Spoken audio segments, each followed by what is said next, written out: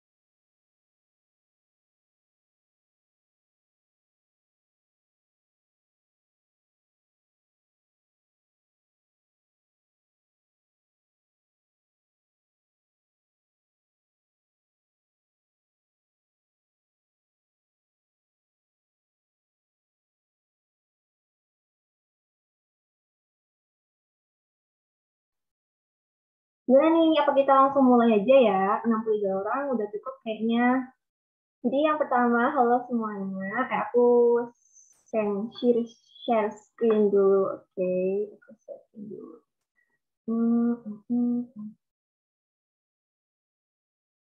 Oke.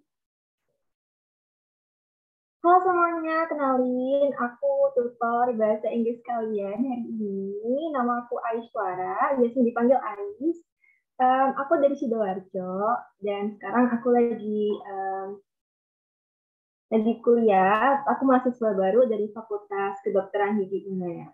Kalau boleh, ini kok kosong semua ya. Kok ada yang bisa on cam dong, temenin aku gitu. Artinya sepi banget. Oke, langsung aja nih ya. Um, Kalau nanya-nanya dulu nih, kan kira-kira dari mana ya? Kalau bisa, itu dong, ngomong di chat dong. Kalian dari mana aja? Aku pengen tahu nih kalian dari mana aja. Aku pengen tahu kalian aktif apa enggak. Ini kok diem semua, gak ada yang oke, gak ada yang on cam. Jadi tolong kalau misal, halo Davin, halo, halo semuanya, halo.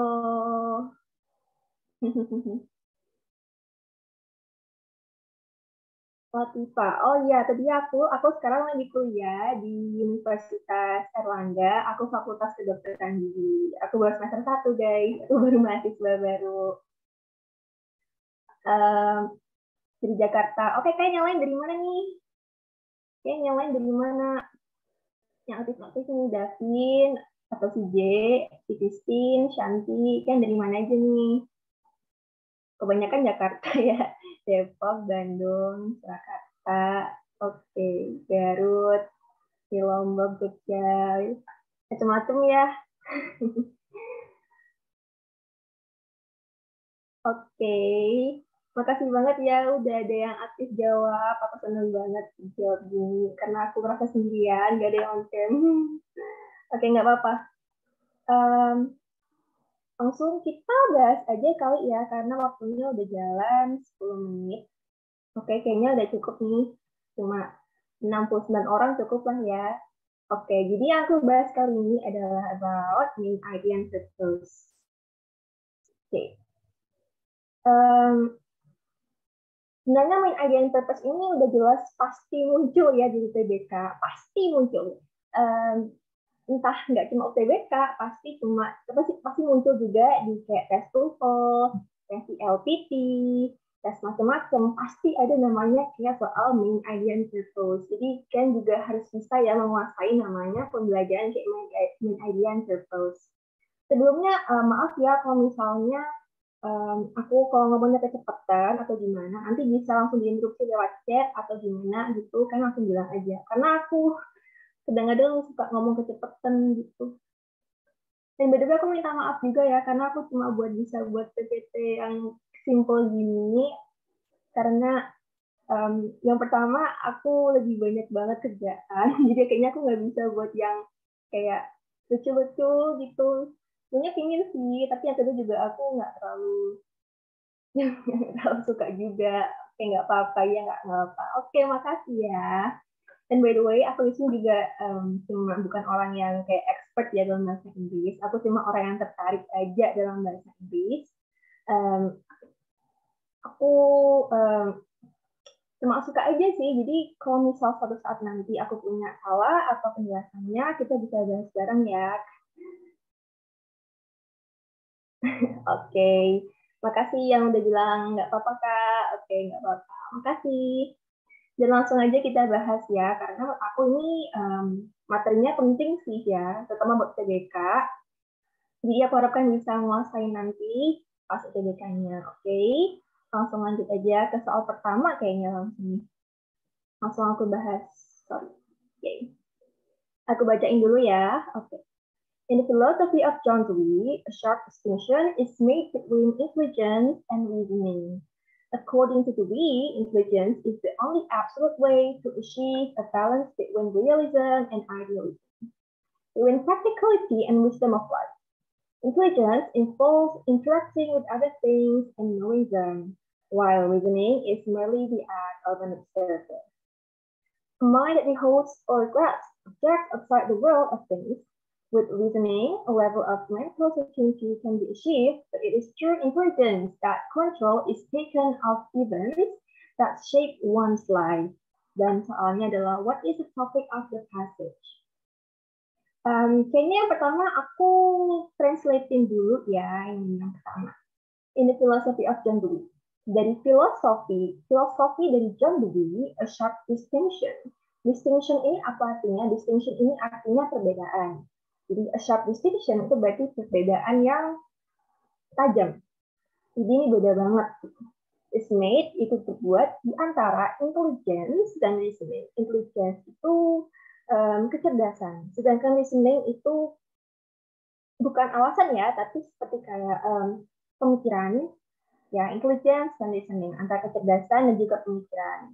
According to Dewey, berdasarkan Dewey, intelligence itu salah satu cara atau satu-satunya cara atau jalur untuk mendapatkan keseimbangan di antara realisme dan idealisme, di antara practicality and wisdom of life. Practicality praktik, dan wisdom itu kebijakan atau bijak, ya bijak dari hidup. Intelligence, kecerdasan, involves termasuk dalam berinteraksi dengan banyak things, banyak benda, dan mengetahui mereka. While reasoning, sedangkan reasoning itu hanya sekedar the act of observer, hanya sebuah aktivitas dari pengamat. Observer itu pengamat. A mind that beholds or grasps objects outside the world of things, sebuah pemikiran yang memegang atau grasp itu kayak memegang ya, atau beholds itu apa sih artinya? Lupa.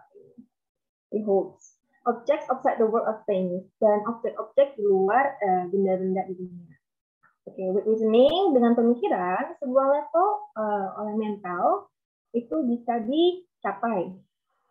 Tapi itu berdasarkan intelligence, tapi itu melalui intelligence atau kecerdasan, bahwa kontrol itu bisa diambil atau diambil is taken of events that shape someone's life. Jadi bisa intelligence, kecerdasan itu dapat mengontrol bahwa satu bentuk dari seseorang, hadir hidup seseorang. Gitu. Terus what is the topic of the passage? Jadi topik yang pertama apa? Topiknya dari teks ini apa gitu. Kayaknya aku langsung bahas aja ya, karena ini kan masih awal. Kayaknya nggak enak juga kalau langsung nanya kalian gitu kan. Okay.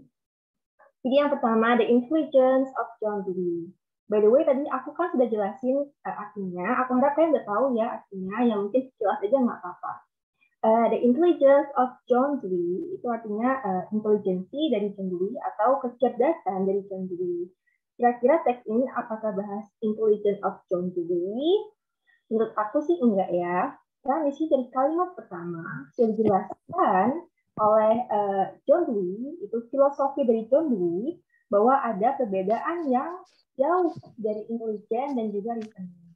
Seperti itu. Jadi menurut aku yang A ini salah ya, kan di sini kita nggak bahas tentang kecerdasannya John Dewey, kita bahasnya tentang filosofinya John Dewey, tentang perbedaan tadi. Lalu yang B, distinction made by John Dewey. Distinction ini tadi artinya perbedaan. Perbedaan yang dibuat oleh John Dewey. Logis gak sih? Menurut aku logis ya, karena emang dari awal in the philosophy of John Dewey, of distinction, ini dijelaskan teks ini bahwa ini tuh perbedaan-perbedaan dari intelijen dan listening yang dibuat oleh sang filosofer John Dewey. Ini mungkin masih logis sih, aku kasih tentang dulu deh. Aku kasih tentang dulu. Ini mungkin ya, yang tadi salah. Oke. Lalu yang C, Dewey's ideas on the ability to reason. Idea dari Dewey terhadap kemampuan untuk beralasan. Dari mananya ya? Kayaknya nggak ada deh. Dari mananya dari mana nggak jelas gitu. Karena di sini nggak ada penjelasan tentang alasan atau idea tentang manusia dapat beralasan, itu kan nggak ada sama sekali. Ini secara full teksnya membahas tentang bagaimana perbedaannya tadi, perbedaannya intelligence dan juga reasoning. Lalu yang terakhir, ini berarti salah ya yang C. Oke. Lalu yang terakhir adalah how intelligence differs from reasoning to the whisper. Oke. Jadi bagaimana kecerdasan itu dapat merubah atau memengaruhi dari bahwa bagaimana intelijen itu berbeda dari pemikiran dalam kerjaannya Dewey, dalam pemikirannya Dewey, begitu. Menurut aku ini logis ya, karena intelijen sama reasoning ini ditanya berupa perbedaannya, perbedaan menurut Dewey, sedangkan teks ini memang perbedaan dari punyanya John Dewey, gitu kan. Jadi ini logis, oke. Nah, ini udah jelas kan ya yang A sama C kayaknya salah nih. Tapi yang B sama D ini pilihan nih. Buat aku, ini sebenarnya lumayan bener loh, kayak perbedaan-perbedaan yang dibuat oleh John Dewey. Nah, kan yang D ini bagaimana intelijen dapat dibedakan dengan pemikiran menurut Dewey. Kalau menurut aku yang lebih cocok untuk topik itu adalah yang D. Kenapa? Karena yang pertama distinctions. Ini kurang spesifik ya. Kurang spesifik menurut aku. Karena cuma perbedaan aja yang dibuat sama John Dewey, sedangkan kalau di dia itu lebih jelaskan. Kalau yang dibedain itu adalah intelijennya dan juga pemikirannya menurut Dewey. Udah jelas ya? Aku harap kalian paham kayaknya. Paham kan? Ada yang mau ditanyain nggak dari slide ini? Apa aku kecepatan? Ken bisa ngomong dikit sih kalau misalnya masih ada yang paham ya? Paham kan? Aman Kak? Oke. Oke. Lanjut ke slide selanjutnya ya.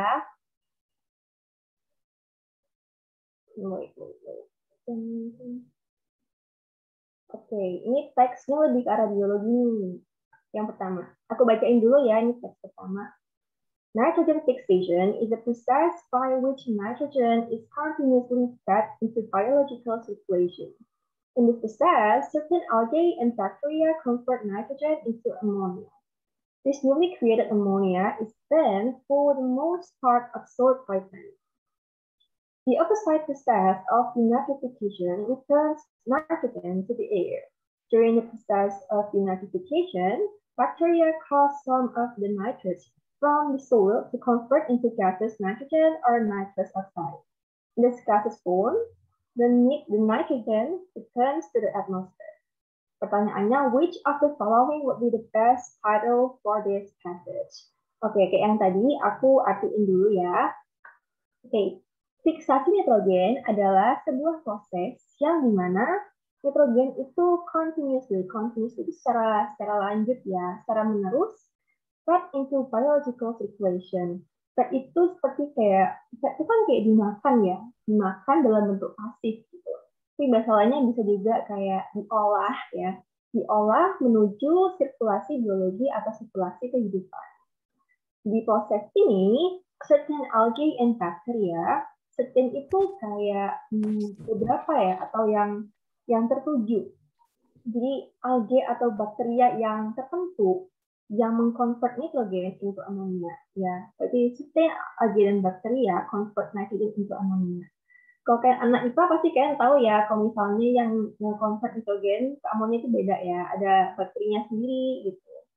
Terus this newly created ammonia is then for the most part absorbed by plants. Nah, terus hasil dari amonia yang dibuat ini kemudian for the most part sebagian besar diserap, absorb itu diserap by plants, oleh tumbuhan-tumbuhan. The opposite process of denitrification returns nitrogen to the air. Kebalikan dari proses yaitu denitrifikasi mengembalikan nitrogen menuju udara. Ya, jadi di sini dijelaskan bahwa ada proses kebalikan dari fiksasi nitrogen, yaitu berupa denitrification, yang mengembalikan nitrogen ke udara. Selama proses, kasih ini, dia kelihatan. Oke. Selama proses dari denitrifikasi, bakteria menyebabkan beberapa dari nitrat dari tanah untuk convert menjadi gas nitrogen atau nitrous oxide N2O. Di bentuk gas ini, nitrogennya kembali ke atmosfer. Itu artinya. Oke, jadi pertanyaannya, which of the following would be the best title for this passage? Mana di antara pilihan di bawah ini merupakan bentuk terbaik dari judul dari teks ini. Kayak cara yang tadi aja ya, kita bahas satu persatu nih, enaknya yang mana. Jadi yang A, the process of nitrogen fixation. Menurut aku, ini bisa jadi. Kenapa? Karena ini nitrogen fixation ya, sedangkan yang di sini ini juga bahasnya nitrogen fixation. Secara langsung ini satu paragraf ini yang segini, yang satu paragraf ini atas sendiri ini membahas tentang fiksasi nitrogen. Tapi apakah ini cocok sebagai judul? Menurut aku enggak ya. Kenapa? Karena ini enggak mencakupi seluruh teksnya. Sedangkan yang pertama ini kan bahas tentang fiksasi nitrogen. Tapi yang kedua ini lebih bahas ke kebalikannya. Satu proses lainnya yang bernama denitrifikasi. Itu kebalikan dari nitrogennya. Jadi menurut aku yang ini kurang tepat ya, karena ini kurang mencakup ya, kurang luas. Karena ini hanya mencakup satu paragraf aja. Paragraf yang bawahnya ini nggak. Ini salah ya. Oke, lalu yang B. Two nitrogen processes. Dua proses nitrogen.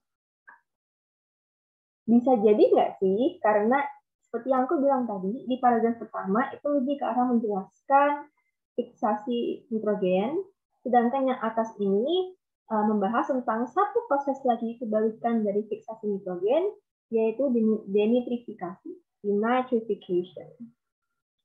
Ya, jadi ini aku masih logis ya, karena ini lumayan mencakup. Jadi aku mungkin tentangin dulu, oke? Bisa jadi. Terus yang C, the return of nitrogen to the air, yaitu kembalinya nitrogen menuju udara. Ya, seperti yang kita baca tadi, di mana nitrogen kembali ke udara, itu dibahas di paragraf kedua, yaitu ini.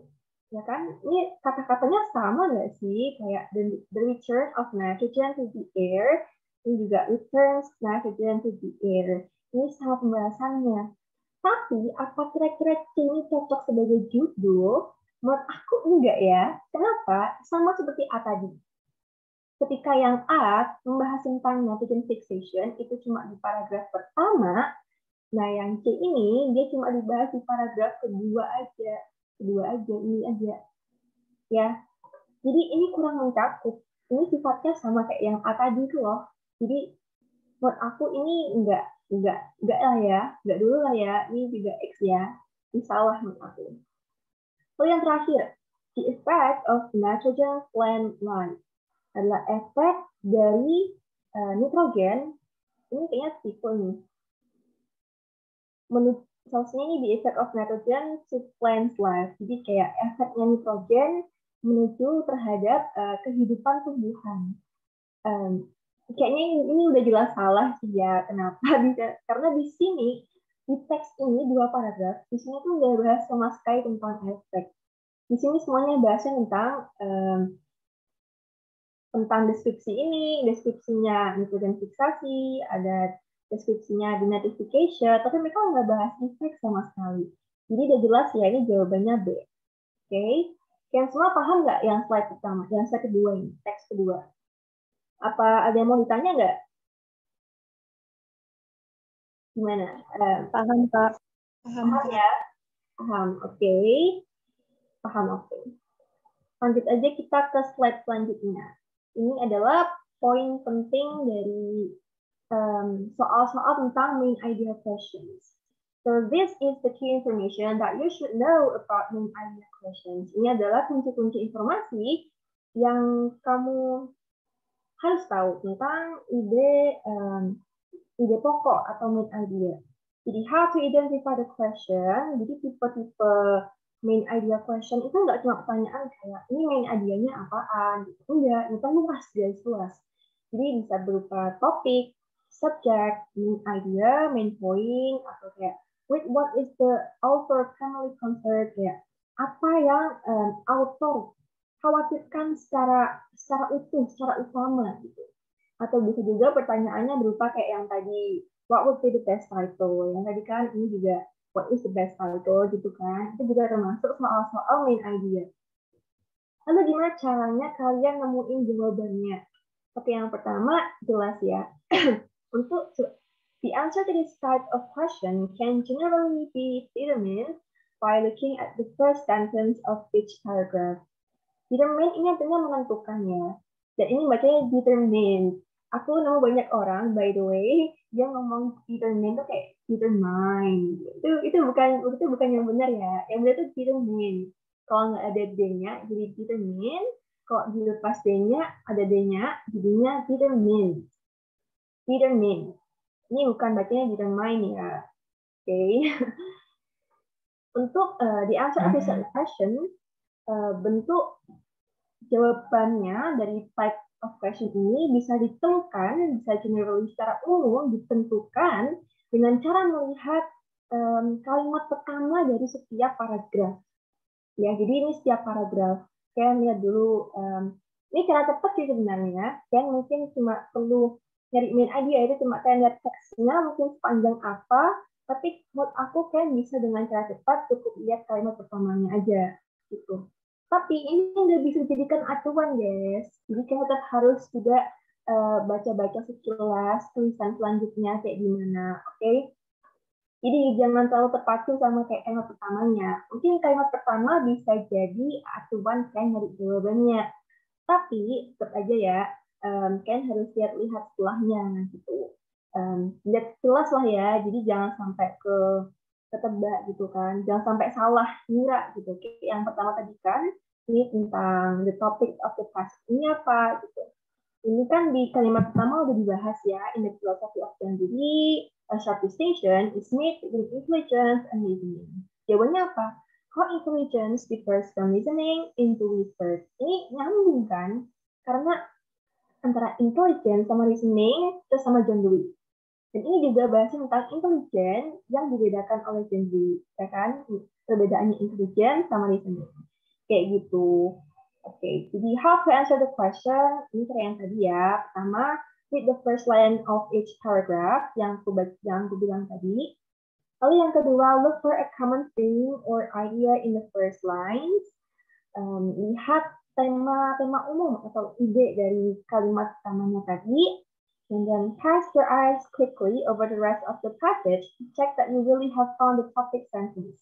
Ini seperti yang aku bilang tadi, ya. Jadi meskipun kalian melihat kalimat pertamanya, kalian jangan terlalu kayak terpacu sama yang kayak pertama itu, kayak tetap harus baca-baca setelahnya, sekilas, kan harus tahu gitu. Ini terus yang terakhir ada eliminate any definitely wrong answer from the remaining choices. Jadi kayak caraku tadi ya, mengeliminasi jawaban-jawaban yang salah dari jawaban-jawabannya, pilihannya gitu. Yang ini kan, aku tadi ini salah, ini salah, ini salah, ini benar. Tadi ini juga salah, ini salah. Oh, saya yang dua, kira-kira yang mana nih? Oh, yang dia lebih tepat. Kayak gitu caranya. Oke, jadi aku tips ini bisa digunain secara benar ya kalau di UTBK. Ya, karena UTBK itu soalnya kalau di tahun aku ya, soal UTBK itu bahasa Inggrisnya lumayan panjang sih, tapi nggak sepanjang 2019 kayaknya. Aku kayaknya baca-baca soal 2019 tuh kayak panjang banget gitu. Punya aku juga panjang, kayak tahun ini yang kemarin tuh, tapi nggak sepanjang itu gitu.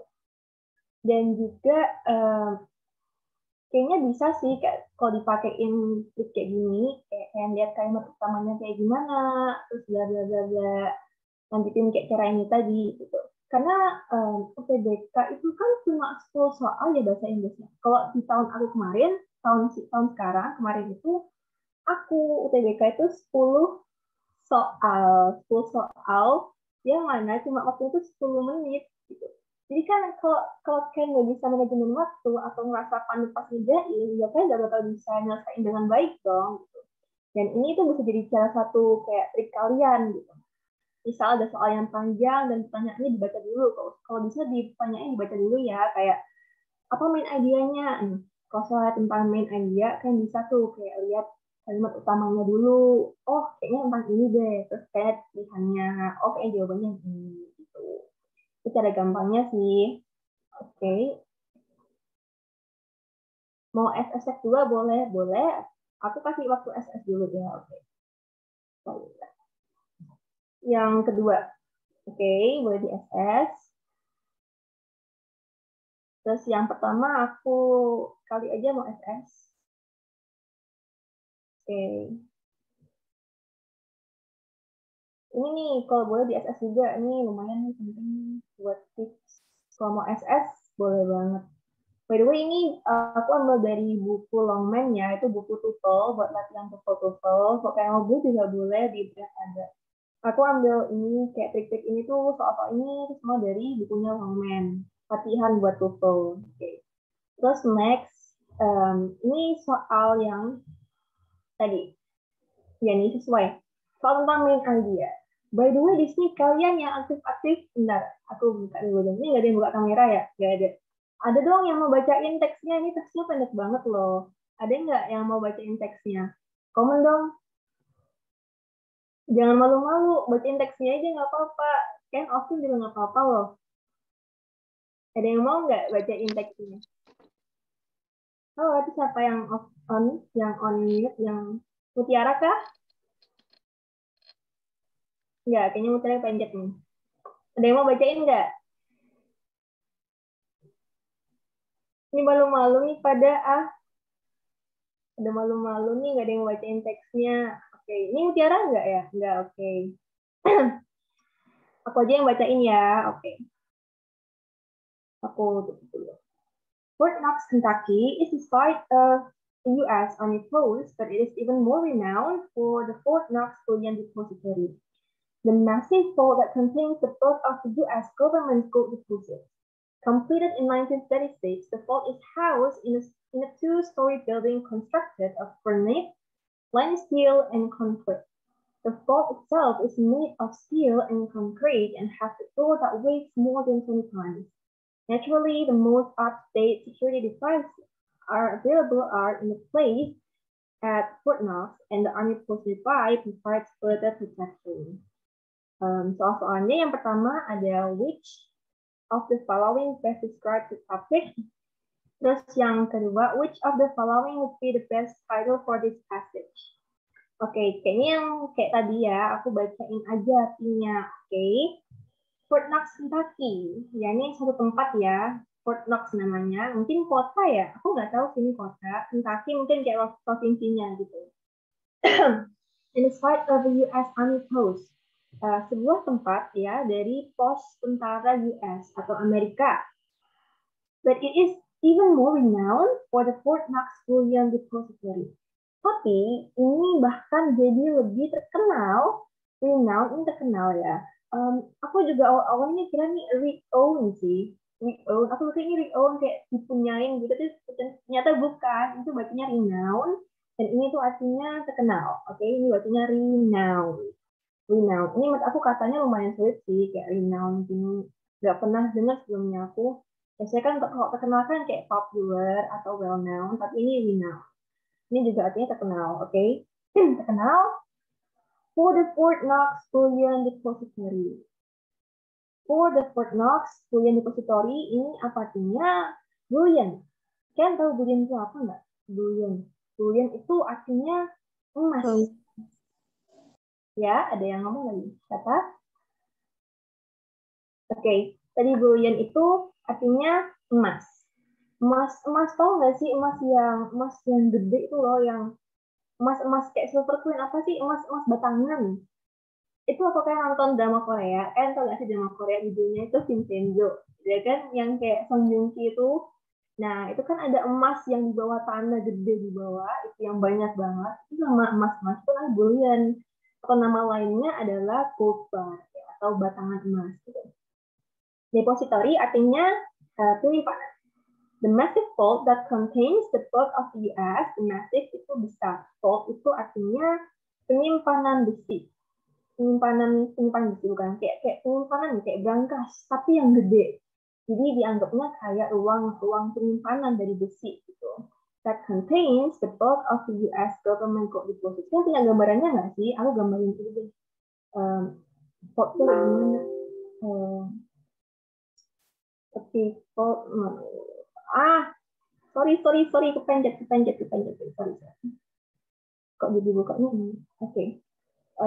Bullion. Aku buka ini. Bullion. Nah, ini bullion, guys. Ini bullion. Emas batangnya ini bullion. Terus apalagi ya, default. Vault itu kayak berangkasnya. Nah, ini vault yang penyimpanan namanya vault, oke? Jadi kayaknya kalian udah punya gambaran ya kayak gimana. Lanjut aja ke PPT-nya lagi. Oke.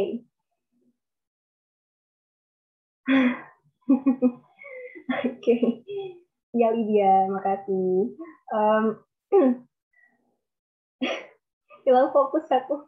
Okay, the massive vault that contains the bulk of the US government gold deposits. Jadi ini massive vault yang gede, yang isinya tuh the bulk of the US government gold deposits. Ini maksudnya adalah contains itu terdiri dari the bulk of the US government gold deposits. Maksudnya bulk ini apa? Bulk itu artinya dalam jumlah yang besar atau dalam jumlah yang lumayan lah ya, gede gitu. Kok kan ingat awal corona itu kan namanya kayak panic buying atau bulk buying. Itu artinya kayak beli dalam jumlah yang banyak atau besar gitu. Jadi ini the massive vault atau tempat penyimpanan ini itu terdiri dari bulk itu ya kayak penyimpanan emas ya dalam jumlah yang besar. Bedanya sama brankas yang di kamar apa sebutannya ya? Apa ya? Bentar, aku cari dulu. Aku juga lupa masalahnya. Brankas. Oke, aku cari ini. Brankas.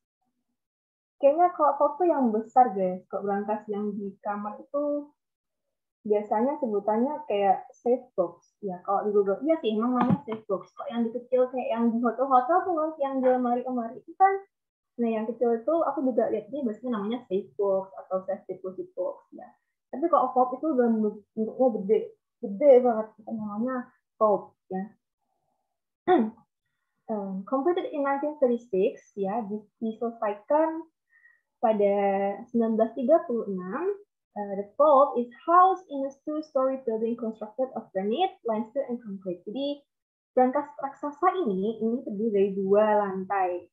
Two story ini artinya 2 lantai ya, bukan dua cerita. Gitu. Kalau pembahasannya tentang bangunan sih ada bilangnya two-story building, three-story building, itu artinya bangunan 3 lantai, bangunan 2 lantai, kayak gitu. Ini bukan artinya 2 cerita ya. artinya 2 lantai. Kayaknya kan nggak tahu deh ya. Yang dibuat dari granit, non-steel, dan juga konkret. Konkret itu kayak semen mungkin ya. Kayaknya semen deh ya, kayak konkret gitu. And the port itself, dan berangkas raksasa ini sendiri dibuat dari steel, dari logam dan konkret, dan juga punya sebuah pintu yang beratnya lebih dari 20 ton. Gede, berat juga ya. Naturally, the most up-to-date security devices available are in place at Fort Knox. Secara natural, the most up-to-date, paling canggih security, sekuritas devices itu perangkat. Jadi perangkat sekuritas paling canggih ya, yang ada di dunia, itu yang di dunia, kayak available tuh kayak yang ada gitu loh. Yang ada itu ada di Fort Knox sendiri. And the army post nearby provides further protection. Dan tentara-tentara sekitar itu menambah proteksinya ya, kayak gitu. Udah paham kan ya artinya kayaknya. Oke, sekarang kita bahas soal-soalnya dulu. Yang pertama, which of the following best describes the topic of the passage? Mana di antara pilihan berikut ini paling baik menjelaskan tentang topik dari teks ini? Oke, jadi kita bahas lagi kayak yang pertama di mana tadi. The City of Fort Knox, Kentucky. Sesuai yang aku artiin tadi ya, ini tuh pembahasannya tentang ini. Pembahasannya tentang ini. Tentang suatu tempat untuk menyimpan emas batangan milik government school. Ingatnya pemerintah dari US. Ya, jadi teks ini bahasnya tentang tempat penyimpanan emasnya, yaitu Fort Knox Bullion Depository. Oke, jadi menurut aku, yang pertama, the City of Fort Knox, Kentucky, itu menurut kalian gimana? Gimana ya? Ini aja deh ya, coba kalian baca dulu soalnya. Aku udah artiin kan tadi ya, jawabannya. Aku udah artiin teksnya tadi ya, kayaknya kalian udah paham deh ya. Intinya ini subteks itu bahasnya tentang penyimpanan emas tadi. Kok dari soal pertama, menurut kalian jawabannya apa nih? Tadi kan aku udah sering jawab ya, tadi kan udah jawab 2 soal. Ya sekarang gantian jawab deh. Kayaknya A, B, C, apa D? Kan coba tahu di chat deh. B. B atau D? B atau D? Oke, B. Rata-rata B. Pada B semua nih. Kayaknya kalian keren-keren deh ya. Emang sih. Bener. Ken kok keren ya? Ya, Ken kasih keren dong. Oke, yang benar. Jawabannya adalah B. Kenapa? Karena yang lainnya nggak terperinci. Oke, Gold Bullion ini nggak membahas nggak secara rinci dibahas di sini. Yang dibahas di sini itu rata-rata tentang tempat penyimpanannya, benar. Jadi jawabannya B. Kalau bahas US Army Post, kayaknya juga kurang tepat nih, karena di sini sekali lagi ini bahas tentang tempatnya yang berupa penyimpanan emas, sedangkan Army Post ini cuma sebagai kayak provide federal protection aja, atau cuma sekedar tempat deket-deketnya Army Post gitu kan. Sedangkan kalau the City of Fort Knox, Kentucky, ini apalagi kayaknya sudah salah sih ini, karena ini kurang spesifik ya, benar. Jadi katanya ada yang menjelaskan tadi, katanya kurang menjelaskan, kurang rinci, benar. Jadi jawabannya B. Oke, karena udah jawab yang nomor 1, sekarang kalian juga jawab nomor 2. Menurut kalian, nomor 2 ini jawabannya apa? Which of the following would be the best title for this passage? Coba tulis di chat jawabannya nomor 2, kira-kira menurut kalian apa? Aku pengen tahu nih pendapat kalian. Atau enggak, bisa pakai nomor. Atau apa? Ya. Coba yang lainnya apa nih?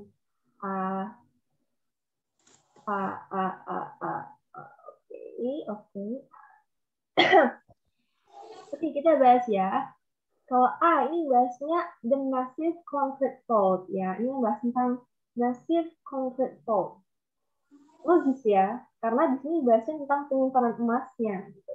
Jelaskan tentang massive concrete fault. Menurut aku ini logis ya, kita bisa kasih tentang dulu. Oke. Lalu yang kedua, Fort Knox security. Ini jelas salah sih kayaknya ya, dari sekali lihat udah kelihatan salah. Ini nggak bahas sekuritas sama sekali. Enggak, oke. Terus yang C, where the US keeps its gold? Gimana US menyimpan emasnya? Gimana nih gitu? Kalau kayak dikasih pertanyaan gini, kira-kira jawabannya apa sih? Pasti jawabannya ini kan, the Fort Knox Bullion Depository. Yang nggak secara langsung, si Bullion Depository ini dijelaskan secara utuh di teks ini. Jadi, buat aku yang C ini masih mungkin. Kenapa? Karena ini ini jadi kayak pertanyaan kan, memang kayak di mana tempat US menyimpan emasnya gitu. Dan jawabannya ya the Fort Knox Bullion Depository gitu. Dan si Fort Knox Bullion Depository ini dijelaskan secara utuh di teks ini. Jadi menurut aku ini bisa jadi benar. Ya ini bisa jadi. Kita punya dua pilihan nih dari di sini. Oke. Terus yang D, a visit to Kentucky. Ini sama nggak logis ya. Malah si tempat ini, Fort Knox Kentucky ini, malah tempat yang dijaga sama tentara-tentara. Malah nggak mungkin dong menjadi tempat visit atau liburan. Nggak mungkin deh ya. Ini cuma jelasin kayak tempat wisatanya atau gimana, enggak kan? Di sini udah jelas-jelas bahas depositorinya. Ini salah. Sisa pilihannya cuma tinggal A sama C. Pilihan yang ya ini rata-rata jawabnya A semua. Oke. Kalau kalian tanya aku jawabannya apa? Apa aku jawaban aku A? Enggak. Ya, buat aku ini jawabannya C ya. Kenapa? Where do you ask kids to go? Sebenarnya aneh bener loh. Aneh bahas tentang concrete fault yang masih kayak fault kayak brankas yang gede.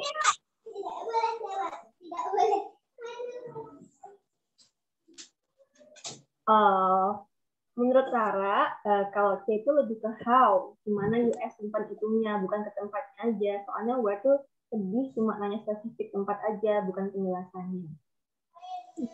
Iya memang, C itu lebih kayak tempatnya ditanya gitu loh.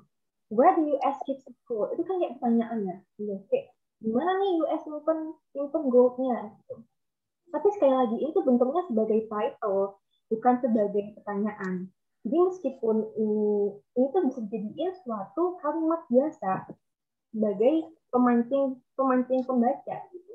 Kayak gini nih logisnya. Misalnya kalian lagi nge-scroll berita tentang Fort Knox Kentucky. Kalau kalian baca sebuah artikel dengan judulnya kayak The Massive Concrete Fault, itu kan kayak concrete fault, oke, kayak massive concrete fault, aku tuh lebih apa ya, lebih datar menurut aku guys. Sedangkan kalau C itu kayak misalkan scroll, tiba-tiba ada kayak judul Where do you ask it go? Itu kayak, loh, emang gimana gitu. Itu kan memberi apa ya, rasa ingin tahu sama penontonnya gitu. Jadi ya, jadi menurut aku title ini juga nggak harus apa ya, nggak harus kayak secara data dijelasin kayak masih concrete fault ya gitu kayak masih concrete fault ya udah kayak mas kalau gitu kira-kira kalian tertarik nggak sih? Kalau aku sih masa aku kurang ya.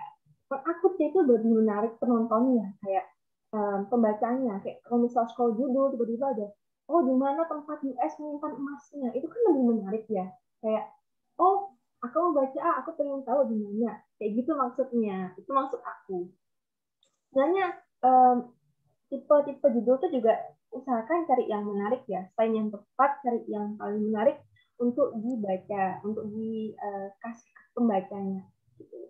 Biasanya sih jawabannya kayak gitu kalau misalnya ada dua pilihan yang kayak mau sama itu pilih yang jawabannya itu kira-kira lebih menarik pembaca gitu.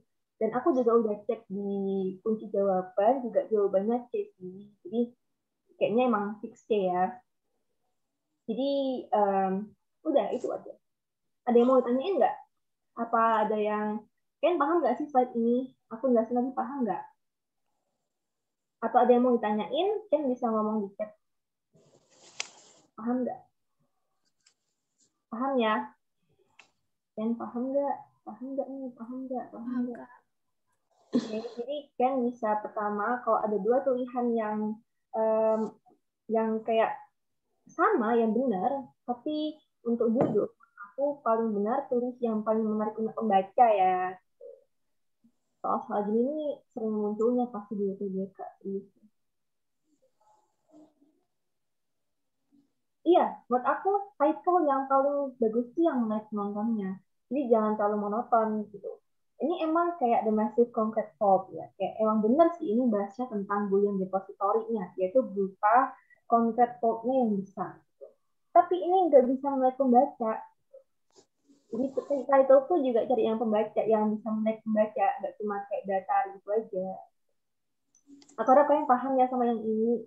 Waktunya tinggal 40 menit lagi. Kayaknya aku bakal skip soal-soal yang ini deh ya. Aku punya banyak soal sebenarnya, tapi kayaknya aku lewatin dulu. Langsung aja ke key information that you should know about the course. Oh, ada yang belum screenshot belum? Ini screenshot dulu deh. Ini lagi screenshot. Oke, screenshot dulu. Ini juga boleh di screenshot juga. Ini soalnya nggak susah kok. Ini cuma aku bahas, cuma waktunya udah tinggal 32 menit lagi. Ini boleh di screenshot juga. Conflict event in organization is not always viewed as undesirable. Blah, blah, blah. Boleh di screenshot. Oke. Oke, langsung next ke ini. Key information that you should know about purpose. Oke. Jadi purpose question itu modelnya apa aja, kan? Tapi yang pertama kita bisa bahas bagaimana kita mengidentifikasi soal-soal purpose. Soal-soal purpose ini lebih simple ya menurut aku ya, karena pertanyaannya cuma apa ya? Pertanyaannya cuma nanyain purpose. Purpose itu apa? Purpose itu tujuan. Jadi intinya teks ini soal ini cuma bahas tujuannya autor membahas teks ini tuh apa ya? Sama kayak nemu soal bahasa Indonesia kan, ya kayak nanya tujuan, itu kan normal-normal aja gitu. And then, how to find the answer? Gimana cara nyari jawabannya? Oke, jadi kan bisa menggambar konklusi, draw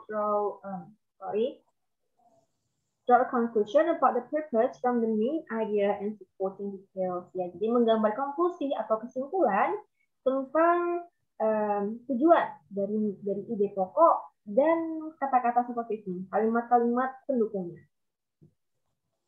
Lalu how to answer the question, gimana cara jawab pertanyaannya?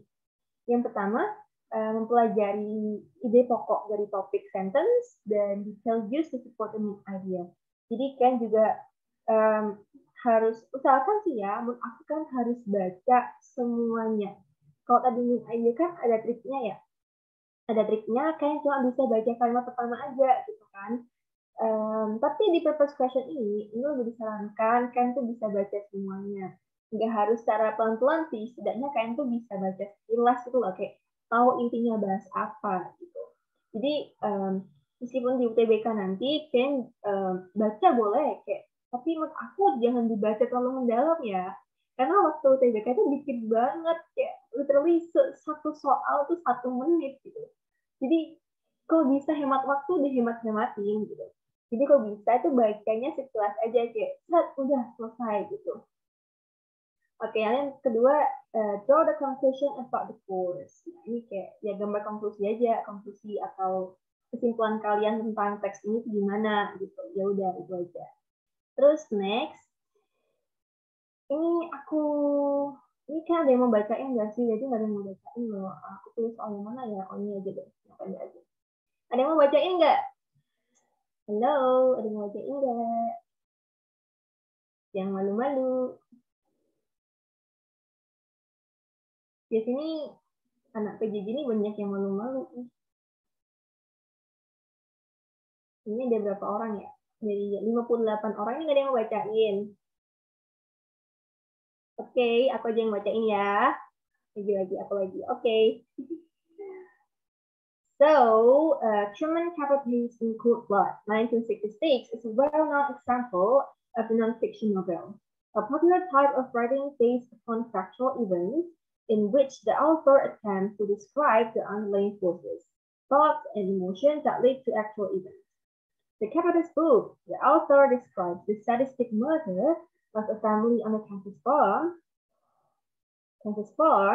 often showing the point of view of the killers. To research the book, Capote interviewed the murderers, and he maintains that his book presents a faithful reconstruction of the incident.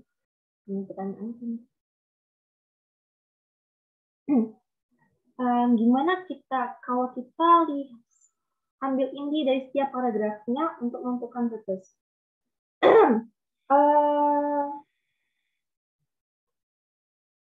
Bisa atau enggaknya, kalau bisa-bisain ya bisa ya, tapi nggak disarankan. Karena kalau kayak nyari main idea kan mungkin bisa ya lewat kalimat utama gitu. Tapi kalau kayak nyari purpose, kan mungkin bisa aja kan, kayak cuma ini contohnya, kasih contoh ya. Bentar. Oh, kayaknya di latihan stok ada nggak jadi deh ya. Oke, jadi kalau soal masalah ambil kalimat inti sebagai tujuan.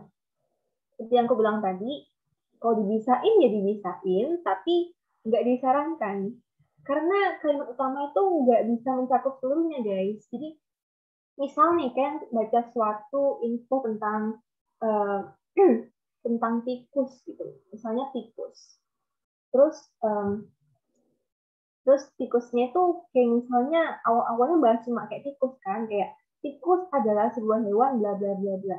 Tapi kan kita nggak tahu bahasan selanjutnya apa. Bisa aja dia bahas tentang cara makannya tikus, atau gimana, atau hasil penyakit dari tikus, kayak dia kan mengakibatkan tes atau gimana. Tapi kita nggak tahu selanjutnya dia bahas apa gitu. Kalau kalian cuma lihat dari awal-awalnya aja, itu menurut aku itu kurang apa ya? Kurang bisa dijadikan acuan karena kurang luas. Jadi setidaknya kalaupun kalian bisa menghemat waktu ber-UTBK nanti, usahakan itu bahasnya dikit-dikit aja, bukan dikit-dikit, terus aku kayak bacanya dikit aja, kayak jelas aja gitu. Kalau kamu udah terbiasa baca bahasa Inggris tuh mungkin bisa ya kayak atau itu kamu baca awal-awalnya, atau itu kamu baca tengah-tengahnya, atau langsung baca akhir-akhirnya, terus kamu bisa menyimpulkan dari apa yang kamu baca. Menurut aku kok ambil dari setiap awal kalimat itu kurang apa ya, kurang bisa dipercaya gitu. Jadi aku saranin kalian kalau misalnya mau ambil purpose itu usahain baca lah ya, tapi sekilas aja, nggak usah kayak dalam hati gitu, kayak sekilas aja, pokoknya sekedar tahu. Oke, paham ya? Kurang worth it gitu ya Kak? Iya, kurang. Jadi kalau bisa baca purpose, baca ya, tapi sekilas aja ya, sekilas aja. Kayak ngerasa ini kurang mencakup, aku baca setelahnya gitu. Kalau mau lebih cepat kan bisa juga kayak misalnya ya satu teks itu ada 3 paragraf. Kalau kalian pengen cepat kan bisa aja kayak baca kalimat utamanya paragraf 1, kalimat utamanya paragraf 2, terus sekilas paragraf 3-nya gitu. Oke, paham ya? Pokoknya baca sekilas ini. Oke, langsung aja kita aku artiin dulu. Oke, Truman Capote's in Cold Blood. Jadi, Truman Capote ini nama pembuat bukunya. Ini adalah In Cold Blood. It's a well-known example of the non-fiction novel. Non-fiction novel itu non-fiksi yang berarti ini cerita asli. Ya, non-fiksi itu cerita asli berarti. Fiksi kan yang buatan. Jadi, In Cold Blood itu adalah contoh yang terkenal dari novel non-fiksi buatannya Truman Capote. A popular type of writing based upon factual events. Jadi bentuk populer, tipe populer penulisan berdasarkan event factual yang dimana author itu mencoba untuk mendeskripsikan underlying force atau kekuatan, force itu kayak kekuatan gitu ya, kayak gaya, bukan gaya sih, gaya kan fisika ya, apa ini kayak dasar, kayak kekuatan yang mendasari gitu, terus pemikiran lalu emosi dari pelaku terhadap event yang asli, the actual events.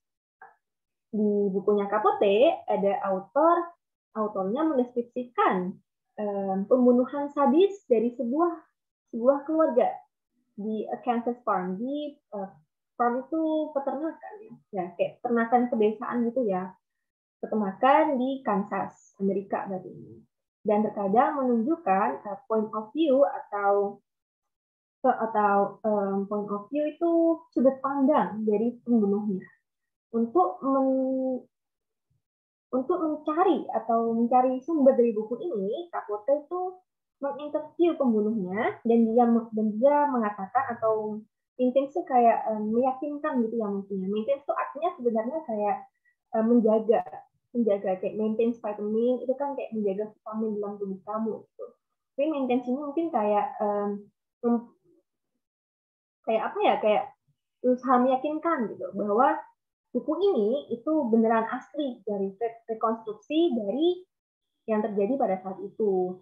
Jadi intinya dari teks ini adalah ada buku namanya In Cold Blood buatan Truman Capote yang menjelaskan tentang tentang event yang asli pada saat itu, tentang pembunuhan sebuah keluarga di Kansas, yang dimana Capote itu juga menginterview pembunuhnya untuk dapat sumber yang aktual gitu kan. Aku rasa kan nggak paham sama artinya ya yang teksnya. Oke, kita bisa bahas ke soalnya. The purpose of this passage is to, jadi tujuan dari passage ini, tujuan dari teks ini adalah untuk yang pertama mendiskusikan sebuah contoh dari particular genre. Jadi sebuah genre tertentu. Ya. Terus yang B ada tell the story of in Cold Blood. Jadi menceritakan isi cerita dari Cold Blood.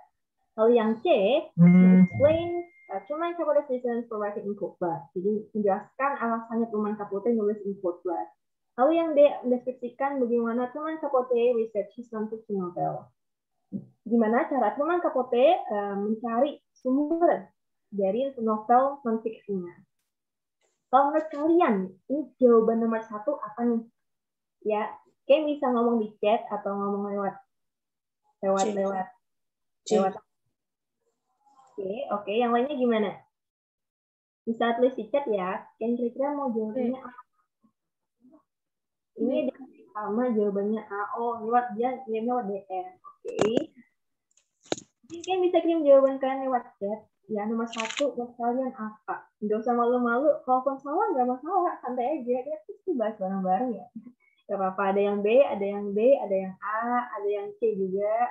Oke, yang lainnya gimana? Oke.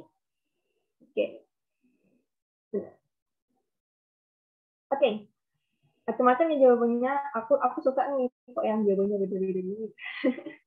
Oke, langsung bahas aja nih ya. Yang pertama, yang dari bawah dulu aja ya. Describe how Truman Capote researches non-fiction novel. Ini adalah berarti mendeskripsikan gimana Truman itu mencari sumber dari novelnya. Ini dijelaskan ya di kalimat terakhir. To research the book, Capote interviewed the murderers and he maintains that his book presents a faithful reconstruction of the incident. Ya, berarti dia menjelaskan tentang yang D itu ya. Jelaskan yang D. Tapi menurut kalian, menurut aku, apakah ini adalah tujuannya? Menurut aku sih enggak ya. Kenapa? Karena ini enggak bisa mencakup dari seluruh teks nih. As I stated before, sebelum kalian jawab, kalian tuh usahakan udah baca beberapa gitu loh, sekilas aja. Gitu. Kalau dari bacaan sekilas, kayaknya kok tentang membahas bagaimana dia mencari research atau sumbernya dalam novel non-fiksinya, menurut aku ini kurang ya, karena ini cuma menjelaskan dari kalimat terakhir aja. Ini kan kalimat terakhir dari sini sampai sini insiden. Itu emang menjelaskan tentang Truman Capote itu research di novelnya, tapi ini nggak mencakup semuanya gitu. Jadi menurut aku ini kurang tepat. Terus yang C, explain Truman Capote's reasons for writing in Cold Blood. Menjelaskan alasan bagaimana Truman Capote menulis Cold Blood. Apakah di sini ada yang menjelaskan tentang alasannya Truman? Gitu. Sejauh ini aku dari baca sampai awal sampai akhir, itu tuh kayak, tahu nggak sih, kalau di bahasa Indonesia itu kayak unsur intrinsik. Unsur intrinsik. Oke. Unsur intrinsik itu kayak cerita, kayak resume, tau nggak sih? Kayak resume atau penjelasan tentang latar belakang bukunya. Jadi menurut aku di sini juga nggak ada alasan sih kayak apa alasannya Truman Capote nulis ini. Menurut aku dia nggak ada sih ya. Di sini cuma menjelaskan gimana salah satu bukunya yang terkenal, lalu tentang mendeskripsikan tentang apa, gitu. Terus tentang pembunuhan kan, terus yang lain-lainnya, dan bagaimana cara dia mencari sumbernya, begitu. Tapi di sini dia nggak menjelaskan tentang bagaimana alasan dia untuk menulis ini. Jadi aku yang ini juga kurang tepat. Lalu yang B, tell the story of In Cold Blood. Menjelaskan isi cerita dari Cold Blood.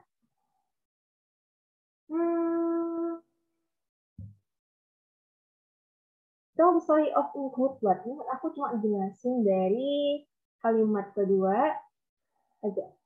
Ya, kalimat kedua. Dari sini sampai sini. In Cabernet book, the author describes the sadistic murder ini doang. Dia nggak jelasin kayak dari awalnya kayak gimana, terus bener Rara nge-DM aku bilangnya lebih kayak sinopsis nggak sih Kak? Bener. Ini tuh kayak sinopsis, bener banget. Kayak sinopsis yang berarti ya kayak unsur intriksinya bahasa Indonesia gitu loh, ya. Jadi ya kalau bahas tentang tell the story sih enggak ya, karena di sini lebih bahas kayak latar belakang gimana bukunya ini ada gitu. Tentang bagaimana pembahasan buku ini, kayak apa buku ini tentang apa, terus gimana contohnya, kayak isinya tentang apa aja, terus latar belakangnya gimana, kan sekedar kayak gitu ya. Tapi di sini nggak menjelaskan tentang ceritanya gitu. Jadi menurut aku B itu juga kurang tepat, oke? Okay? Aku ini kurang tepat, ya ini kurang tepat, ini kurang tepat, ini kurang tepat. Sayang aja sih.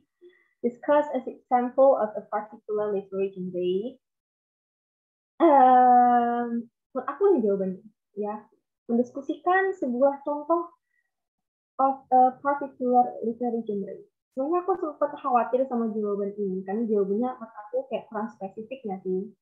Kayak mendiskusikan sebuah contoh dari sebuah genre penulisan gitu. Aku jawabnya asimang, cuma nggak yakin gitu. Akhirnya aku cek kunci jawabannya, memang jawabannya sih A, memang. Tapi memang ini rada kurang gamblang sih kalau dikatakan. Tapi kalau dibilang-bilang, ini tuh yang A itu lebih mencakup ya, kayak an example of a particular literary genre. Dan ini memang menjelaskan, mendiskusikan sebuah contoh dari satu literary genre. Itu non-fiction novel. Aku kira ini paham ya yang pertama. Terus yang kedua, which of the following best describes the tone of the passage? Kira-kira jawabannya apa? Coba dong cek. B. Jawabannya apa? Oke, B. Oke, terus ada yang jawab B, ada yang jawab ini yang lainnya mana nih? Oke, jawabannya apa? Gimana bentuk nada dari pembacaan teks ini? Rata-rata D. Oke. Kayaknya ini juga nggak perlu dijelasin secara panjang ya. Emang jawabannya D, bener kalian. Jawabannya D. Kenapa? Karena kayak kata siapa tadi ya? Dia ada yang komentar ada sih, ya ada sih. Rara bilang kayak ini tuh lebih ke sinopsis gitu. Iya, ini tuh bahasnya kayak sinopsis. Jadi ini bukan kayak kamu nyeritain isi ceritanya gitu. Kalau kayak nyeritain isi ceritanya mungkin masuk logis ya, kalau kayak gaya cold, sadistic, or emotional. But tapi inti dari teks ini adalah menceritakan sinopsisnya. Itu sama aja kayak kamu baca berita, kayak kamu baca bahasa Indonesia gitu kan, baca tulisan bahasa Indonesia tentang intrinsik buku kamu gitu. Jadi ini tuh lebih ke arah kayak menjelaskan bukunya dari latar belakang, bukan menjelaskan isi dari bukunya gitu. Jadi udah jelas jawabannya D. Dan itu menurut aku ya jawabannya D. Kayaknya nih paham ya kalian yang ini. Ada yang mau ditanyain nggak? Kalian paham nggak yang slide ini? Kalian paham tidak? Ada yang mau ditanyain kah? Gimana? Oke, paham. Oke. Ini nggak ada yang nanya ya, oke. Ini bisa di screenshot dulu kalau mau. Oke, aku tunggu dulu. 3, 2, 1. Oke. Ini ada soal-soal lagi. Tadi karena waktu tinggal 20 menit, nggak aku bahas ya. Jadi aku kan bisa screenshot soalnya. Oke, ini soalnya bisa kalian screenshot. Buat latihan-latihan mungkin di rumah, silahkan. Oke, ini juga soalnya tentang purpose ya. Ini tentang deforestasi. Terus ini juga sama, ini yang kedua, ini soal yang kedua ya. Ini teksnya sama, tapi cuma soalnya beda. Yang ini gampang banget sih. Oke, lanjut. Latihan soal. Aduh, kok capek ya? Gimana nih? Aduh. Kita latihan soalnya ada nantinya aja deh ya. Mungkin 5 menit lagi kali. Kita bincang-bincang dulu aja gimana. Nanti dikasih punjau nggak di drive? Punjau yang gimana ya? Punjau yang gimana? Latihan soalnya apa gimana nih? Ada yang nge-DM aku nih, bentar ya. Punjau yang mana nih? Latihan soalnya. Oh, boleh. Apa aku kasih sekarang aja ya? Kok kasih sekarang ya? Aku kasih sekarang aja kali ya, karena aku cuma ngasih post test doang sih. Digidres tuh bisa dilihat dari mana sih, Kak? Aku jujur ya, aku kurang tahu masa Digidres itu sih. Aku cuma tutor. Aku bahas dikit-dikit aja sih ya, paling cuma jawabannya aja. PPT-nya bakal di-share kah? Oke, mau PPT-nya kah? Nanti aku kasih ya, oke? Nanti aku kasih. Mungkin aku bisa salurin ke mentor atau gimana. Akun IG-nya nggak nemu. Oke, nanti aku kasih PPT-nya ya. Boleh banget. Oke, kan semua dari mana? Kan semua kelas berapa aja nih? Kan semua kelas 12 semua apa gini? Yang semua kelas 12 semua kah? Coba deh jawab sambil ngomong-ngomong. Gap year, ada yang gap year, ada yang 12, ada yang 12. Ini ada yang kelas 10, ada yang kelas 10. Aduh, kamu udah ambil dari awal. Sama keren banget ya, ada dari awal. Ada yang gap, ada yang 12. Macam-macam. Ini nggak apa-apa, ih. Oke. Ada yang gap, ada yang 12. Oke, enjoy aja sih. Saya masih punya waktu, nggak apa-apa. Enjoy aja. Gitu. Pada mau masuk mana nih rata-rata? Ada yang mau masuk itu nggak? FKG UNER nggak kayak aku? Siapa tahu nanti jadi satu fakultas sama aku. Ini nggak ada yang pengen FKG UNER apa? Kalian semua nih pengen masuk mana nih BTW? Ngomong dong, ayo dicet dong, bahas-bahas. Ada yang mau FKH UNER, FKH UNER itu bapak aku tahu. Bapak aku FKH UNER. Oke, UI kak, UI kak. Ini B gimana sih? UI itu UI kan? Oke. Kak, tanya nanti share di mana ya? Share di mana ya? Enggak. Mungkin nanti aku cari solusinya ya. Mungkin aku bisa tanya mentor atau mungkin nanti aku kasih Instagram aku deh ya. Jadi dia bisa tanya-tanya. Undip, Undip. Ini Undip fakultas apa? Bismillah, FTUGM, amin, Davin, amin. Aku doain, sumpah. Aku sumpahin kau masuk FTUGM. Ikut tangan Tuhan, sis. Oke, boleh, ikut tangan Tuhan. Lalu ada ini pertanyaan dari Naila lewat DM. Kak, kalau di UTBK tuh satu teks biasanya berberapa soal gitu kan, Kak? Seingat aku, iya. Karena UTBK bakal nggak ngotak sih kalau misalnya ngasih soal, tapi dalam waktu 10 menit. Bentar. UTBK itu kan kalau di tahun aku yang kemarin itu 10 soal 10 menit kan. Kalau misalnya ngasih soal-soal yang per menit itu beda-beda, dengan sepanjang itu, menurut aku nggak ngotak sih. Nggak ngotak sih, karena emang soalnya panjang-panjang gitu. Dan by the way, soal-soalnya UTBK itu bakal menurut aku lebih apa ya? Buat kalian yang belum UTBK ya, menurut aku lebih umum buat kita orang Indonesia. Kok tadi yang aku bahas-bahas kan lebih kayak ke Amerika gitu kan, kayak bahasnya US for its kids, buat gimana tempat menyimpannya US itu, US kan rata-rata kayak bahas US. Terus North Atlantic ini nggak jelas, pokoknya bahasa US kan. Karena ini aku ambil dari soal-soal TOEFL gitu. Tapi kalau di soal-soal UTBK itu lebih umum, kayak kasus-kasus dalam negeri gitu loh. Jadi mungkin bakal lebih umum kayak pertanyaannya gitu, kayak pembahasannya lebih lebih umum, kayaknya lebih paham lah kalian karena itu permasalahan dalam negeri gitu. Kayak mungkin kalian nggak pernah dengar sebelumnya atau bagaimana. Dan ya soal TBK tuh kayaknya lebih panjang dari teks-teks yang aku kasih sebelumnya. Ini kan cuma kayak dua paragraf, satu paragraf sih doang gitu. TBK menurut aku bakal lebih panjang. Tapi nggak tahu ya, setahun tuh beda-beda gitu soalnya. Ada yang panjang banget, ada yang panjang biasa ya. Tergantung kan dapetnya yang sepanjang apa nggak tahu. Tapi kan harus belajar juga, oke? Okay? Usahain coba latihan yang panjang-panjang aja biar kebiasaan. Kak, saya Rara pengen masuk Fisipal UGM. Tinggi banget gak? Enggak tinggi. Fisipal UGM, amin. Rara masuk Fisipal UGM. Bisa Rara, bisa. Oke, yakin ya. Ini masih bulan apaan sih? Masih September kan? Masih ada waktu ya. Dikejar aja selama mikir gitu. FIB UGM. Amin, tadi masuk FIB UGM. Pengen stand tadi kemungkinan nggak lolos, jadi berpajakan UNJ aja. Jangan pesimis dulu dong. Coba dulu hiasannya. Coba dulu. Aku dulu tuh juga awalnya tuh gini guys, aku sebenarnya tuh korban ya. Aku tuh korban suatu les-lesan. Jadi tuh kan tahun 2020 kan nggak ada namanya, kan TBK kan cuma apa ya? Cuma itu loh, cuma tes apa namanya? Cuma itu loh, kan cuma TPS doang ya, cuma skolastik aja.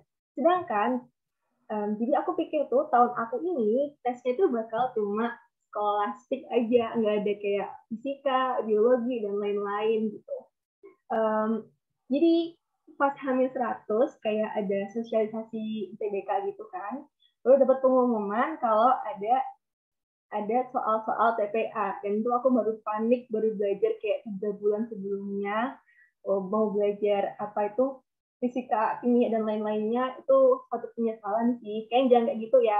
Ini waktunya masih panjang, ini masih bulan September, pakai waktunya dengan baik ya, jangan sampai kalian kayak aku yang harus 3 bulan baru belajar. Jadi jujur sebenarnya aku TBK kemarin tuh nggak masuk guys, aku anak mandiri. Tapi bisa mungkin ya kan, jangan sampai kayak kalian, jangan sampai kayak aku yang baru belajar 3 bulan, itu penyesalan banget. Dulu aku pengen masuk FK, tapi nggak dapat jadi FK, jadi masuk FKG. Tapi nggak apa-apa, syukurin aja. Life goes on guys, nggak apa-apa. Oke, ya pokoknya kalian tahun ini belajar dulu aja, ini masih jauh ya, jangan gampangin, jangan terlalu fokus ya, main-main boleh tapi tetap timbang lah ya. Oke.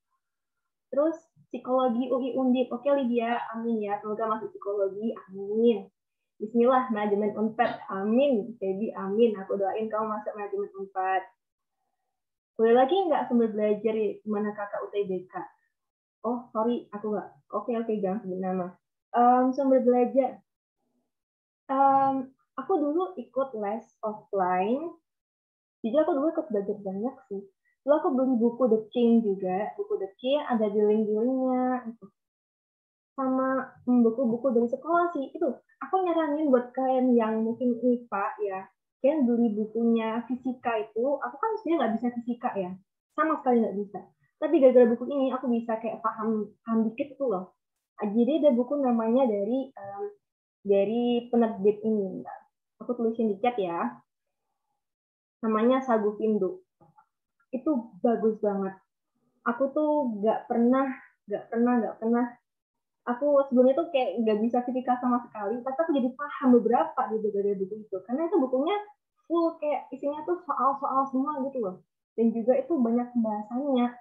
Jadi kok kayak misalnya yang susah fisika atau gimana, aku bisa sering kalian tuh beli buku Sagu Indo.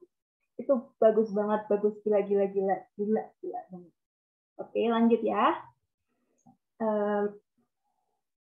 Rizky, kakak pas UTBK masih sempat dicek semua soal nggak? Kalau ada waktu sih cek ya. Sebenarnya UTBK aku tuh nggak terlalu maksimal kalau boleh jujur. Karena sempat shock sih sama soalnya. Kayak kuantitatif itu kan, aku tuh jujur suka sama pelajaran kuantitatif itu. Aku tuh suka banget sama hitung-hitungan gitu. Dan aku tuh merasa kayak terlalu pede gitu. Apalagi aku kan ikut kayak tryout assessment gitu. Mesti nilai PK aku tinggi banget gitu. Nggak banget sih, itu lumayan tinggi gitu. Terus pas UTBK, aku pikir itu soalnya bakal kayak nyambung kira-kira di assessment gitu loh. Terus tiba-tiba kayak gini kayak, hah, ini apaan? Ini apaan? Jadi akhirnya waktunya tuh hilang gara-gara karena nggak fokus dan shock karena soalnya tuh nggak sesuai yang aku bayangin gitu. Jadi jangan, kalau buat aku ya, tipsnya tuh jangan shock dulu ya, kayak tuh fokus aja. Aku tuh kemarin tuh kayak panik ngerjain PK tuh karena shock, soalnya tuh kayak beda banget sama yang aku bayangin gitu. Sebenarnya soal PK itu nggak susah sih, nggak susah. Kalau kalian baca pelan-pelan, gampang pelan-pelan kayak dipahamin dikit-dikit itu gampang sebenarnya, kayak masalah logika aja gitu. Jadi ya enjoy aja lah ya, jadi jangan terlalu panik, jangan terlalu kayak, karena itu bisa mengganggu konsentrasi kalian. Oke. Tips dong buat milih jurusan. Aku itu baru milih jurusan juga akhir-akhir. Sebenarnya aku tuh kan kayak pengen aku dari dulu tuh pengen FK dari dulu, pengen FK. Tapi semenjak SMA, aku tuh merasa kayak kayaknya aku nggak mampu deh, kayaknya aku nggak mampu FK deh. Aduh, bodo amat lah, aku nanti milih lagi aja ntar. Bahkan aku tuh sempat dulu tuh pengen milih teknik kimia, industri, lain-lain gitu. Sampai akhirnya aku H-2 itu baru bilang aku pengen nyoba FK, nggak tahu aku pengen nyoba FK, aku pengen nyoba FK, aku pengen nyoba entah mandiri atau manapun aku nyoba FK di titik gitu. Dan akhirnya nyoba gitu. Ya memang belum kesampaian sih dapat sebelahnya FKG, tapi nggak apa-apa, aku happy aja sih, aku bersyukur banget ya. Buat milih jurusan pasti ada tips and triknya. Cari apa ya, cari passion kamu sih. Passion aku kenapa nggak pilih teknik, karena aku nggak bisa fisika sama sekali, kayak literally susah banget paham fisika. Jadi aku kayak aduh, teknik buang aja deh, gue aja aku ambil yang kesehatan aja, kayak apa ngapalan gitu. Jadinya makanya aku mau pilih kayak aku pengen FK gitu. Ya, jadi kan harus milih sesuai passion kalian guys. Nah itu juga kalian harus pertimbangin lah ya, kira-kira pasti nanti akan ada saat dimana kalian tuh bisa milih fakultas kalian maunya jurusan apa gitu. Pas udah mepet yakin masih nemu enggak, kita hamil bulan 2 bulan sebelumnya atau sebulan sebelumnya, saya akan nemu kayak oke, aku milih ini aja, pasti kalian ketemu. Manajemen UI, Mary, bismillah, amin. Kakak baca UTBK dari kapan? Tadi 3 bulan, 3 bulan yang lalu. Aku 3 bulan di UTBK baru belajar. Oke, jangan ditiru. Kalian harus belajar sekarang. Jangan menyesal kayak aku. Aku sampai sekarang itu sedikit menyesal loh. Kayak kenapa aku nggak belajar dari dulu? Kenapa aku nggak belajar dari awal tahun kelas 3? Kenapa aku harus belajar 3 bulan sebelumnya? Itu menyesal nih. Jangan seperti aku ya. Kalau boleh tahu, kalau UTBK-nya berapa, Kak? Rahasia. Rahasia. Nggak tinggi-tinggi banget kok, biasa aja, kayak normal. Jelek banget sih nggak, bagus banget sih nggak, biasa-biasa aja. Kakak mandi daftar apa aja tahun ini? Aku daftar banyak, karena aku kan nggak terima UTBK ya, jadi aku cari banyak cadangan. Teknik, aku daftar 10 univ aja kali ya, 10 univ. 10 univ, tapi yang emang aku kan ngejar FK, jadi aku emang nyari yang ada FK-nya gitu. Tapi ya tergantung kalian juga sih nanti maunya kayak gimana. Bismillah, manajemen UI, amin. Kuncinya jangan pede ya Kak, bener jangan pede. Bismillah lah ya. Aku itu nyesel banget PK itu nggak pede. Udah bismillah ya, aduh PK kesukaanku lagi UTBK gitu. Aduh ini PK, aku nungguin. Terus tiba-tiba buka itu kayak, ini soal apaan gitu. Oke, harus tenang pokoknya aja ini. Di TPS kemarin PK ada MTK dasarnya nggak Kak? Kemarin aku MTK itu ada kayak limit-limitan, kalau nggak salah. Ada limit-limitan, ingat aku. Kalau di hari aku, pas aku itu ada limit-limitan. Aku sebenarnya nggak duga sih, tapi aku pas itu ada limit-limitan. Benar. Maksudnya limit-limit tuh masuk itu nggak sih, matematika sampai nggak sih? Maksudnya limit-limitan tuh itu, oke. SKB nggak kalah keren kok Kak. Iya, makasih. Kak, bener nggak katanya SMK peluang lulusnya tipis banget di Pano? Enggak lah ya, kan UTBK kan tergantung kemampuan kalian. Ya, kalau SNM aku nggak tahu ya. SNM itu tergantung sekolahnya gitu. Tapi kalau UTBK kan emang kemampuan kalian sendiri gitu. Kalau misalkan bisa dapat nilai tinggi, ya masuk aja gitu. Jadi intinya meskipun kan SMK SMA ya belajar aja, cuek aja, lanjut aja gitu kan. Jadi jangan bang, pede aja deh. Belajar dulu pokoknya. Oke, okay? Udah ya, udah kelar, udah kelar. Oke, okay? Sekarang tinggal 4 menit lagi, aku kasih soal aja deh ya. Ini soalnya kayaknya aku nggak bisa sempat bahas, jadi bakal aku kasih kunci jawabannya aja. Ini tiap soalnya ada waktunya berapa detik lah ya, macam-macam. Nggak usah panik, nggak usah takut salah, simpan aja jawabannya. Nanti aku kasih kunci jawabannya kayak biasa, oke? Okay? Aku mulai latihan soalnya ya. Oke, 1, 2, 3. Tenang aja guys.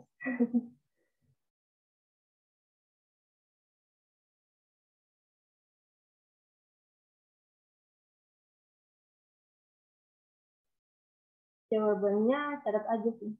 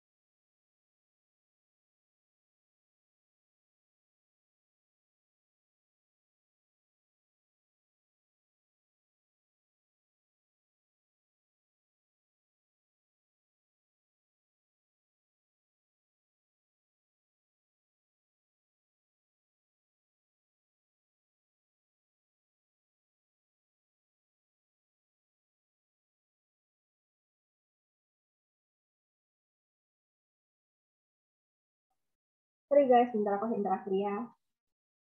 Soal terakhir.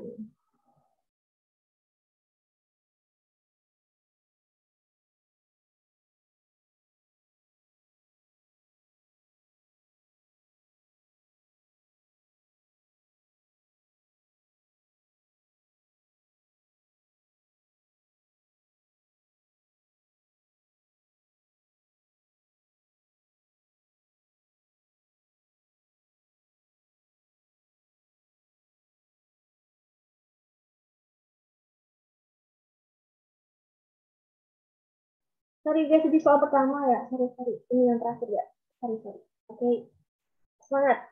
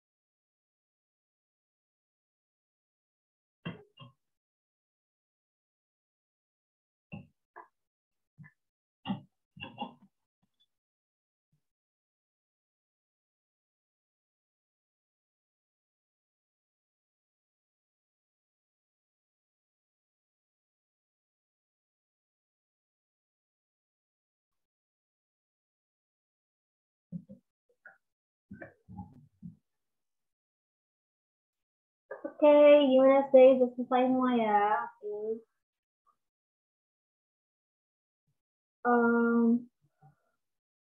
Oke, ini berarti udah selesai ya, selesai semuanya. Aku kasih jawabannya aja deh ya. Yang ini jawabannya udah pada habis saya. Maaf ya aku libur 4 menit, sorry.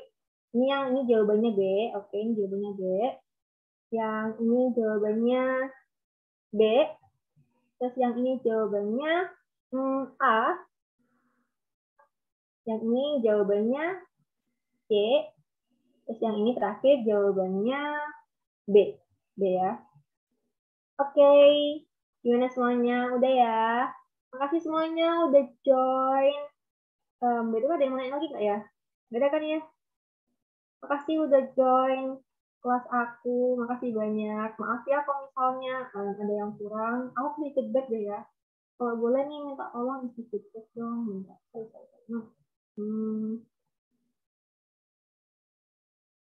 Aku send di chat lah ya.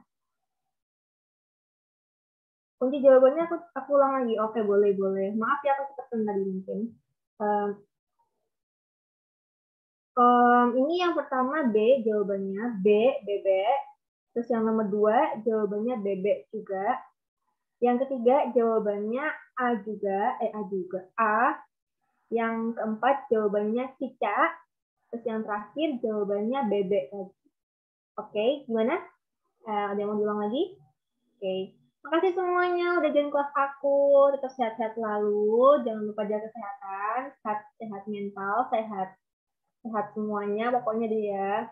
Kan mungkin nanti TBT-nya bisa aku kasih itu ya ke kakaknya mentor. Atau mungkin kan bisa ngobrol di Instagram aja deh boleh. Atau nanti ada post test nggak sih? Nanti post testnya minta ke kakak mentornya juga ya. Oke? Dadah semuanya, sehat selalu ya. Oh ya, aku boleh nggak tolong isi feedbacknya kalau boleh. Feedbacknya di Google Form atas ini. Aduh, sorry, enggak. Udah hilang semua, salah kirim lagi. Oke, makasih semuanya. Dadah. Dadah itu ya, kalau boleh diisi ya. Isi formsnya guys. Aku butuh feedback dari kalian untuk pembelajaran selanjutnya. Oke? Mungkin aku bisa kasih materi yang lebih menarik ke depannya. Mungkin ada quiz-quiznya. Aku mau nyari yang teks pendek-pendek aja deh ya. Oke? Makasih semuanya. Dadah.